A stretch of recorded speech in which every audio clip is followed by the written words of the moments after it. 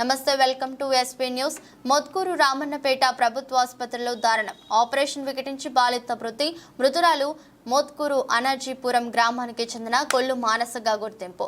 రెండవ కాన్పులో 12 ఆడబిడ్డకు జన్మనిచ్చిన మానస ఆపరేషన్ తర్వాత వైద్యులు పట్టించుకోకపోవడంతో మృతి.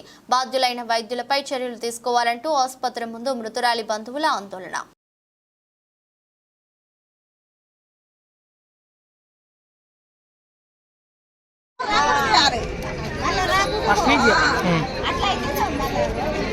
అనాజీపురం వాస్తవ్యులు మానసని ఇక్కడ నిన్న ఉదయం 10:30 గంటల ప్రాంతంలో డెలివరీ చేయడం జరిగింది. పాప పుట్టిన తర్వాత ప్రియాంక డాక్టర్ చౌటుప్పల్లో ప్రైవేట్ క్లినిక్ పెట్టి అక్కడ రోగులు వస్తేనే ట్రీట్మెంట్ చేస్తుంటుంది. ఆమె కూడా గత 7-8 నెలల నుంచి కూడా ఈ పాప అక్కడనే ట్రీట్మెంట్ తీసుకుంది. ఓన్లీ డెలివరీని మన ప్రభుత్వ హాస్పిటల్లో చేసింది.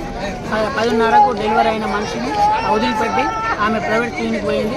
తర్వాత సాయంత్రం 7 గంటల ప్రాంతంలో ఆమె కోమా స్టేజ్లోకి వెళ్ళే స్థితిలో ఉన్నప్పుడు డాక్టర్ గారు గొల్లగూడ హాస్పిటల్కి రిఫర్ చేయడం వల్ల ఆమెని గొల్లగూడ హాస్పిటల్ తరలించే క్రమంలో మన మార్కెట్పల్లి శివారులో చనిపోవడం జరిగింది. నిన్న రాత్రి 11 గంటల నుంచి కూడా ఇక్కడ తీసుకొచ్చిన ఏ వైద్యులు స్పందించలేదు. మేము ఒకటే డిమాండ్ చేస్తున్నాం, గవర్నమెంట్ని మానస కుటుంబానికి న్యాయం చేయాలి, ఆ 2 పిల్లలకు న్యాయం చేయాలి.